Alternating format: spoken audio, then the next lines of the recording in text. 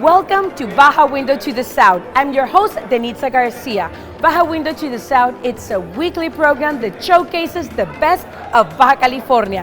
In this occasion from Rosarito, in this gastronomic event from Canirac.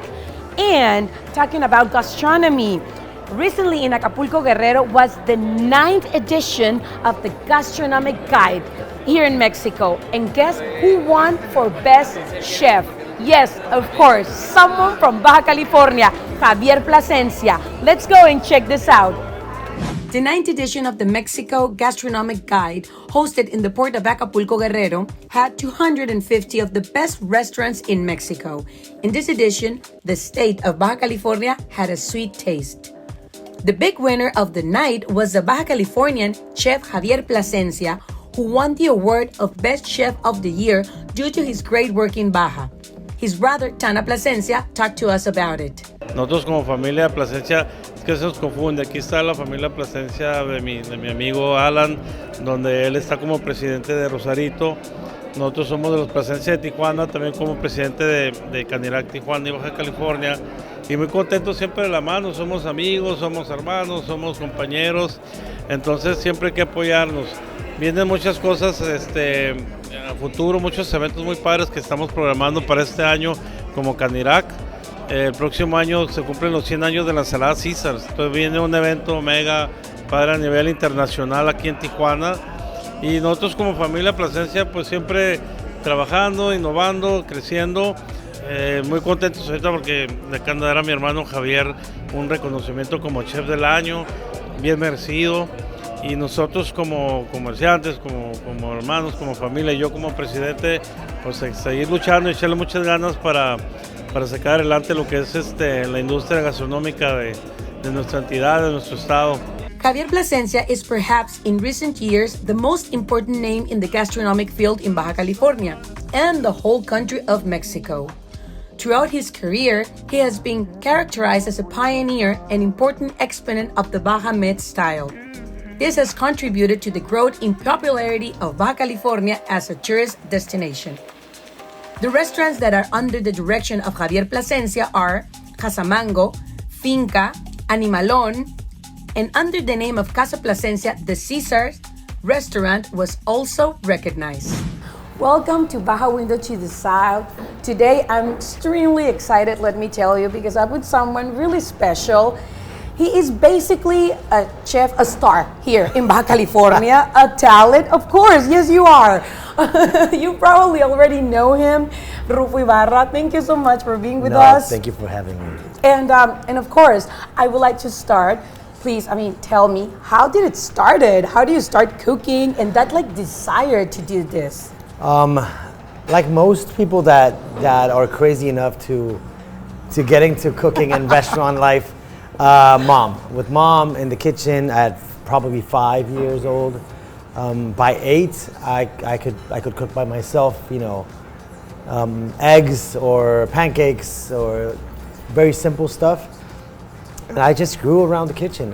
My mom was always in the kitchen.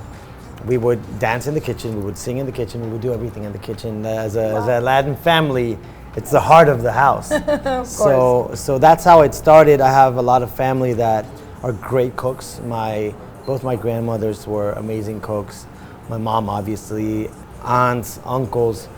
But I'm the only crazy one that actually, went for it and made a profession out of this. Recently, you were in Lyon, in France, of course. Yeah. And this, like the Olympics for the chefs. Yes. We can call it that way, Yeah, right? Basically, that's what it is. Yeah. So I know you well, we as Mexicans, you guys, from Baja California, Yeah. They got an award, Yeah. right? Because I know you help a lot of people, friends, and right, with Tijuana Sin Hambre and all about humanity. So please just tell us about the experience. The experience was amazing. Chef Marcelo Hisaki from Tecate Amores was the one representing us in the kitchen. Yeah. He was a candidate. It's basically the Olympics. It's a team. It's a big team, but the ones that are, hands-on is Marcelo Hisaki, Ekomi, which is like an assistant in the kitchen. Only 2 people cook. A coach, Pepe Salinas from Balcón del Zócalo in Mexico City. You were the president and jury and for I was the wine president tasting, and right? jury for the team of Mexico. And it was an amazing experience. It is the Olympics, the intensity, the grind, the training. It's a lot. It's training, and we learned a lot. A lot happened during the competition. Denmark won, and they did an amazing job. But it's 24 countries out of the entire world, and Mexico hadn't been there for 12 years, so it was a big deal to be in the finals. It was a big deal. It moved all of us to push to make this the normal. Like Mexico needs and should be there every time. Yes. So we're gonna work on that. And it was the first year that the competition awarded a team for social commitment. I love what they're doing because they're pushing towards, being conscious, sustainability, food education, and they're pushing with the best chefs in the world. So the impact is huge. It's huge, yes. So we won the first social commitment award. Wow. It was incredible. Congratulations. I could almost. I talk a lot. No, come on. It was. Cheers, please. Great. It was incredible. It was very moving for me because, yes, I've been working with a lot of nonprofits through the years, World Central Kitchen, who were part of the jury. This is about humanity, Tijuana Sin Hambre, Castro Limon, even Mark Anthony's thing. There's a lot of people helping, and I've always been very blessed to have the values pounded into my core by my mom and my dad. Most definitely. So it meant a lot. It meant, honestly, to me, that meant more than competing for food. And what I love is that it put Mexico in a different light. Normally, Mexico, we have notorious fame for other things that are not positive all the time. So to have, out of Sweden, Denmark, the U.S., it's a UN reunion, and then get Mexico as the most committed team when it comes to social commitment. No, that was great. It was all over the news, and a lot of people was so excited about it. I mean, when I was reading, I was like, "Oh my God!" And there's this guy, and just cheering up. No, congratulations. Thank you. And mostly what you mentioned that you're gonna keep working towards that. So Mexico, have a place, and it's known for other things. We need that, because we have a lot. We have talent, and we have a lot to offer in many ways. And big heart as well, because that's really what you're doing from the heart. How it is. So, Ruffo, I don't know if there's something else that you would like to add. Of course, we can go on and on and on, forever.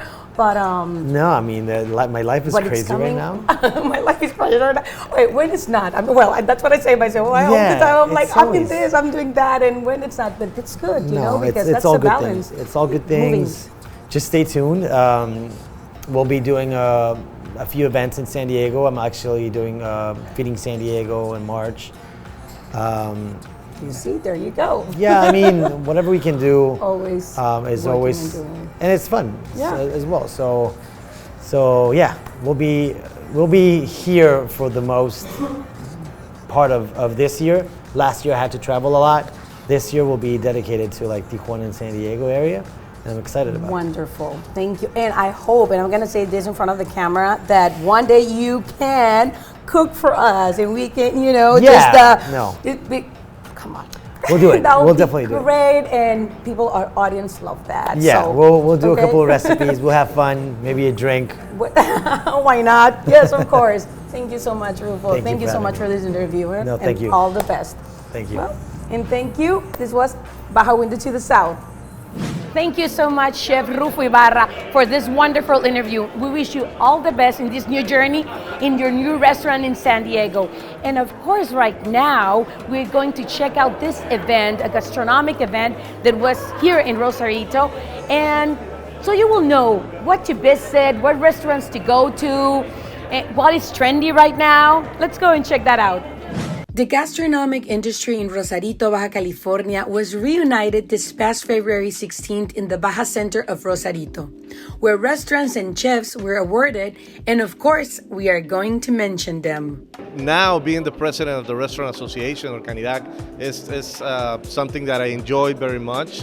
As I said tonight, it's part of my life. It's a part of giving service to others, and in the way is kind of the way that I honor my grandparents and my father and my dad. So, working for my co-workers and my co-restaurant owners, it's been great for 2 years now, and we're at the third year of this administration, and we hope for being and doing more events like this, and hope to keep it up. Yeah, well, today Baja California is on the top level of food and wine worldwide, and of course Tijuana, Ensenada, Mexicali, even Tecate, are on the top levels, and Rosarito Beach hasn't got to be left behind. We have excellent food, great restaurants, of course, Puerto Nuevo Lobster, carnitas, and all sorts of other foods, and we are trying, to keep up with that momentum. Great chefs, and just telling people how great it is to live here, to dine here, to explore. El hecho de reconocer la realidad y la verdad de la gastronomía, particularmente de Baja California, tú lo viste en los rostros de las familias. Es algo, creo yo, importantísimo y fundamental, darles el lugar y el reconocimiento que merecen, porque finalmente lo que de alguna manera distingue, no de alguna manera, lo que distingue a Baja California es su gastronomía. Promover destinos como Playas de Rosarito, donde tiene restaurantes muy reconocidos, igual que pues un distrito gastronómico como Puerto Nuevo, ¿no? Donde representa uno de los íconos gastronómicos del estado, como es la langosta estilo Puerto Nuevo, ¿no? Entonces, para mí, como secretaria de Pesca, es un orgullo que Rosarito, todo el mundo viene a México y viene a Rosarito, quiere comer la langosta de Rosarito, por ejemplo, la langosta roja, que es un orgullo de México, es una pesquería certificada y que la tenemos aquí y la gente viene a comer. Baja California, it's become a gastronomic destiny. It's a gastro-tourism destiny from all over Mexico. We're in the top 5 destinies all over from Mexico as for food, for gastronomic, for wine, for everything.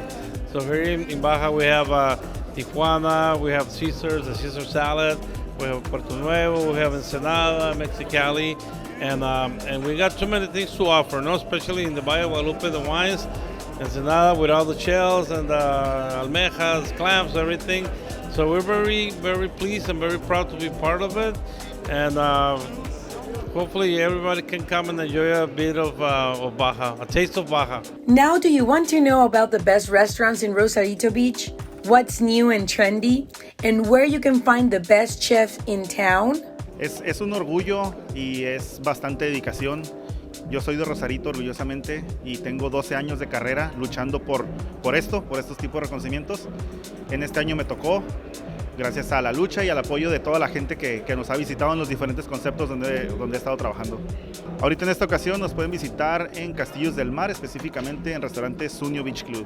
Nos sentimos muy orgullosos, muy felices de estar aquí esta noche, aquí para ser reconocidos con este premio a mejor concepto gastronómico en Playas de Rosarito.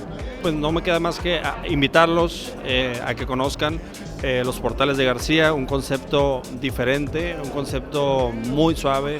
Estamos en el kilómetro 52, carretera libre Rosarito Ensenada. Started as a food truck, and slowly we've been evolving more into a formal restaurant, and I'm just very grateful for winning this award. If you already come, well, you know where to find us, and if not, we're in the free road next to Gaviotas. We would like to have you there, and we're pretty sure you're gonna like our food, and we would like to serve you. And we have it in our blood. We like to serve people, and that's something that is in us. And well, it's amazing. It's like you don't think like you're gonna make a big of a change in how people like eating, how you're gonna make an advance in food and gastronomy, how you're gonna be awarded for being like 4th generation about this restaurant. We are Expresso 29 Coffee Shop in Rosarito Beach. We are side to Fausto Polanco Furniture and coming because we make the best coffee in the town. Pues bien contentos, ¿no? Bien contentos, es la primera vez que venimos a participar en este tipo de eventos. Es un nuevo restaurante, 1 año 4 meses es lo que llevamos de carrera y pues bien contentos de que a través de todo el esfuerzo que hemos puesto, pues estamos llevándonos este premio como mejor restaurante, ¿no? Bien contentos. Pues estamos ubicados aquí en Rosarito. La recomendación sería que en las redes sociales encuentren lo que es nuestra ubicación para que pueda guiarlos. Restaurante mágico, los esperamos de jueves a domingos. Actualmente son de 1 a 11 de la tarde, lo que son comidas y cenas. Tenemos nuestra cava de productos de Valle de Guadalupe, vinos, aderezos, mermeladas y platillos, ¿no? Now you know where to go next time you visit Rosarito. The best restaurants so you can have a good taste of Baja California and its wonderful gastronomy. Well, there you go. Now you know what to visit, what restaurants in Rosarito. And now we're going with Olga to this interview with this charity foundation. Let's go and check that out.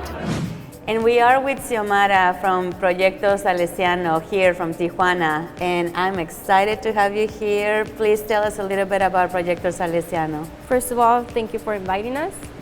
Well, Proyecto Salesiano started in 1987 with 6 priests and a volunteer. Basically, what they wanted was to recreate centers for kids and adolescents and young adults. To this day, right now, there's 5 centers. There's a breakfast room. We have a shelter for women and children. We have a primary school and we have a high school. There is, well, basically in the shelter, there's been like about 80,000 women, plus their children in less than a year, because it's been a year since it has been open. Wow! Yes, it has. You're so kind. You're like, well, let me tell you a little bit about it, and then boom, you bring the big number. Congratulations, yes, and thank you so much. Thank you. Basically, what we want is, to help the women with their children, how they're in the context of always moving because of probably violence, from their country. And in the primary school, there's a class that was recently opened. It's a multi-grade classroom. Oh, tell me about it. It's basically children with different ages, and they get help for school, for their classes. Okay. And basically, the kids from the shelter, they can attend the classes, even though they're like there for 2 to 3 days. We give them a notebook and a pencil and help them get, in their. And is this for you guys to have an opportunity for the kids to integrate with other children so they can open up or they can learn from each other? Is this the purpose, or what is it that you're trying to accomplish with that class? Yes, that is the purpose, because sometimes they don't get to be with children, from their age. So that's like an opportunity for them. And the decision of you guys to having your own schools, it helps the students that you have instead of going to the regular public schools, or how do you make the decision? Did they have a decision of staying in the schools, or they only go there, or they can also go to the regular public schools? The decision was because, most of the parents don't have a major income, to pay the college fees or anything. So that's why we created, the primary and the high school, so they can get in the schools and, get jobs and all of that. And they're just having the greatest time. Yes. So they feel safe, they're getting the education that they need, and the support that they need. They do. They have ballet classes, they have other dance classes, they have English as well, and computer. Is there anything else? There are other workshops in the other centers. There's as well, football, volleyball. There's different courses in all of them, but they're kind of the same. I'm incredibly proud of you guys. Thank you so much. How many volunteers do you have now helping out? In the school, it's about 20. Wow. 20. And in the breakfast room, that's where we always need volunteers. So, and how can people can join and be part of the volunteering team, and what's the process? Well, basically, we survive through donations. You know, it could be from money or food or anything like that. That's how we survive. How can we contact you to help out? There's a website called Proyecto Salesiano Tijuana. It's a Facebook page, and that's where they can contact us. There's the phone number and also bank accounts. Wow. Well, we're going to make sure that you have access to those links and those websites, and then also that we can participate as well at, and help in the kitchen, you know, and you can probably help us out with what are some of the things that we need to do to make sure that we do it the right way. And what a pleasure to have you here, and thank you so much. How many years have you been doing this? I've been working, well, I worked back then 4 years, and now I came back recently. Well, congratulations, Yes, thank you so much. Is there anything else that you would like to tell our audience? Well, I would like to say that we want everybody to know that we're not just like a breakfast room giving out breakfast, you know. We want to help people, you know, with legal advices and all of that. We're just not giving breakfast. That's what I want to say. You're more than just that. Yes. And if with more help, you can give more. Yes, of course we can. Well, thank you so much, Samara, for being here, and we cannot wait to come and visit. No, thank you for inviting us. Thank you so much, Olga, for this interview. And now we are going with Denise Jacobo, our favorite foodie, to one of my favorite places in the whole world, Manhattan Bar. If you want to feel like you're in the 20s, you definitely need to visit Manhattan. Let's go and check that out. Hey everybody, from Baja Window to the south, this is your girl Denise Jacobo, better known as Foodie from TJ, and today we're at one of my favorite spots here in Tijuana, 4 bars. I love this place, this is one of my favorites, close to my heart, and it's called Manhattan Lunch Bar, and you guys are gonna enjoy it. I love it because it's a 20s theme, so everything is amazing, decor, just the concept is so good. The drinks are good, and it's a very chill, relaxing, just enjoying the vibe. That's why I love this place. So come and join me. Let's go and see how they prepare the drinks. Let's go. Thank you for being here. My name is Toma, and I will show you how to make a smoking roasting ale using the Scottish whiskies, Johnny Walker Black, and Drambuie.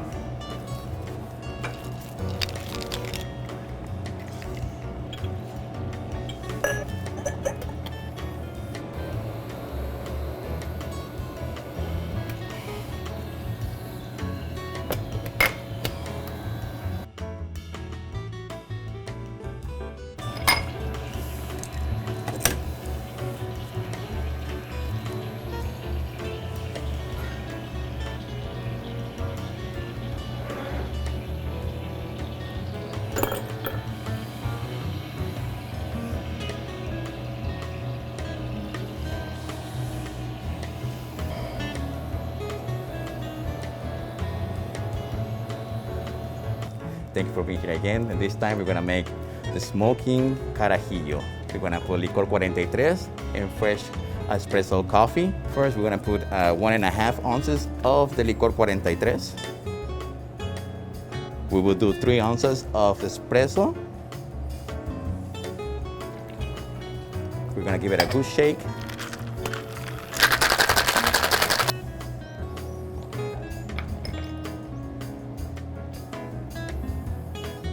Smoke it.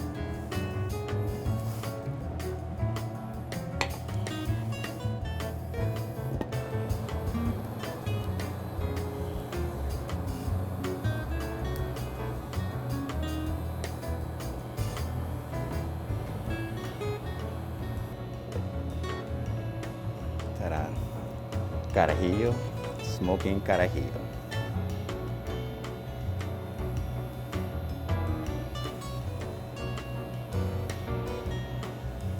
Thank you for being here at this moment. I'm gonna make you a hypnotic martini made with Grey Goose and hypnotic. And I got 3 ounces of fresh sweet and sour mix. It comes with yellow lime and jarabe. So we're gonna do 1.5 ounces of Grey Goose, another 1.5 of Hypnotic. We'll do 2.5 ounces of sweet and sour mix.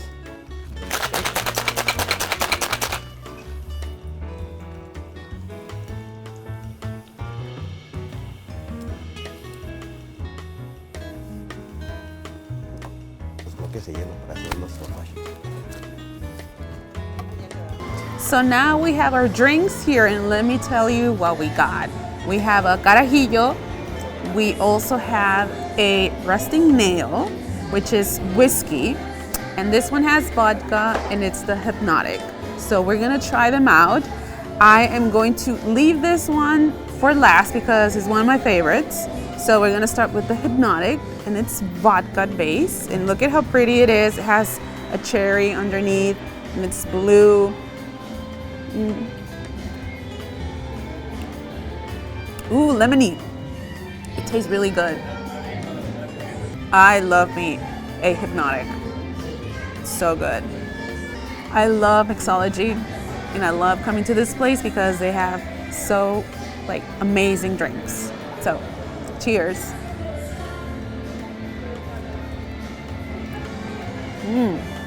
This is a little bit stronger because it's whiskey, but it has that softness in a way, and it's not that hard. It's still good. You have a carajillo, a famous carajillo, and we're gonna taste it now. Get the cinnamon.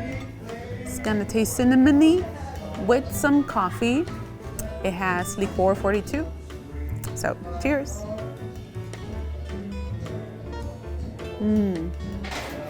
The smokiness. I love this one. This is pretty good. This is one of my favorites. So we have our food here, and it's all about side dishes. We have some fries, we have some sliders, and we also have mac and cheese. This is my favorite. Every time I come here, I always have to have my mac and cheese or my fries with some drinks. So we're gonna try their fries.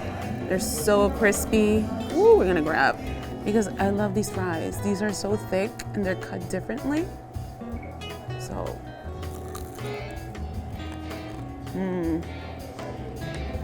they're so warm and crispy. Some ketchup.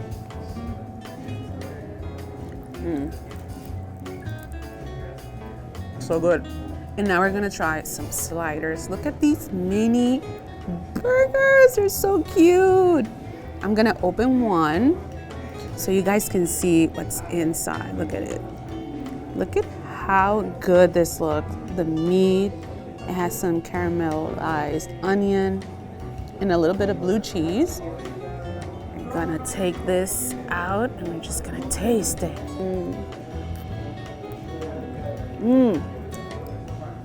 Look at this. Looks so good. Tastes so good. Definitely like the blue cheese in this burger. Guys, I'm telling you, their mac and cheese is one of my favorites.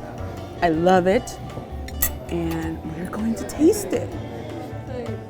It looks different from the classic mac and cheese, but I promise you guys, look at how creamy this looks.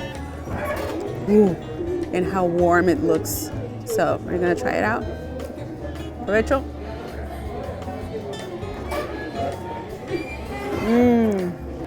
My favorite. You have to try this when you come here. So thank you guys for joining us. I hope you enjoyed everything. If you want to know more about Manhattan Lounge Bar, you can look for them at Facebook and Instagram at Manhattan Lounge Bar. If you want to know more about me and where I explore and what I get to taste, you can look for me in TikTok, Instagram, and Facebook as Foodie from TJ. See you next time, guys, and let's keep exploring. Bye. Thank you so much for joining us in Baja Window to the South this week. This was definitely a gastronomic show full of flavors. I loved it. Please like us and share our show if you like it. Every comment is more than welcome. And of course, we would love to see you next week here in Baja Window to the South.